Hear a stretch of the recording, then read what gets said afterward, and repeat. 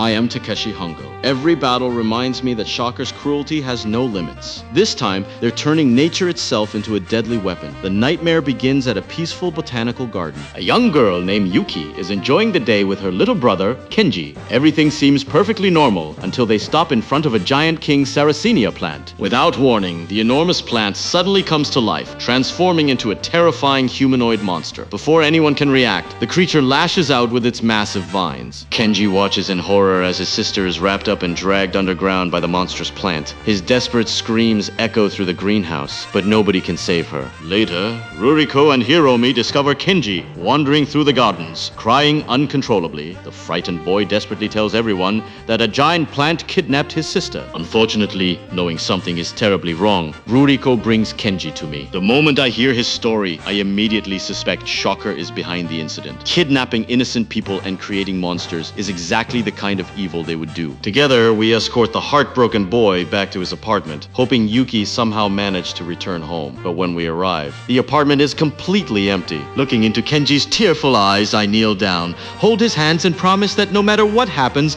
I'll bring his sister back safely. Then something unexpected happens. Without realizing it, I accidentally squeeze his hands too hard. My cyborg strength leaves bruises on the boy's fingers. The sight horrifies me. Once again, I'm reminded that the body Shocker created is no longer completely human. Filled with guilt, I walk away, questioning whether these powers have taken away part of my humanity. But then Kenji runs after me. He places his most treasured possession, a small model airplane, into my hands. He tells me he believes I'll keep my promise. His faith gives me the strength I need. I head back to the botanical garden alone and begin searching every corner of the greenhouse. There's no sign of Yuki or the monstrous plant. Instead, I'm suddenly ambushed by a squad of Shocker combat men. One of them throws a knife straight toward me. Instinctively, I raise Kenji's model airplane, and incredibly it blocks the blade just in time. Refusing to let the attackers escape, I jump onto my motorcycle and chase them through the city. During the pursuit, I transform into Kamen Rider. With my enhanced speed and power,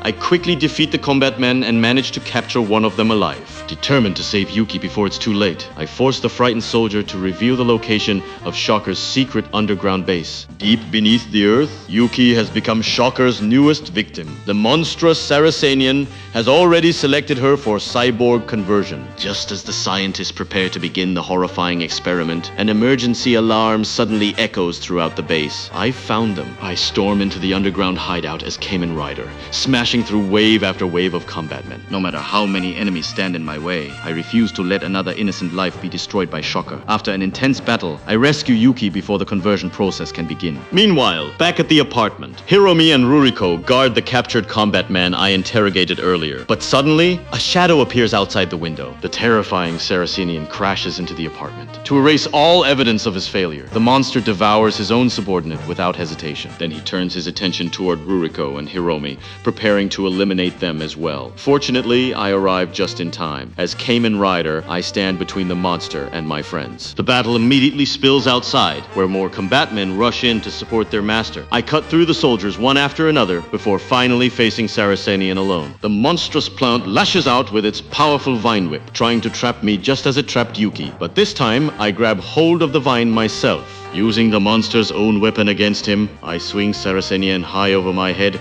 and send him crashing violently to the ground. The stunned monster struggles to stand. I leap high into the air. Gathering every ounce of power inside my cyborg body, I unleash my ultimate finishing move.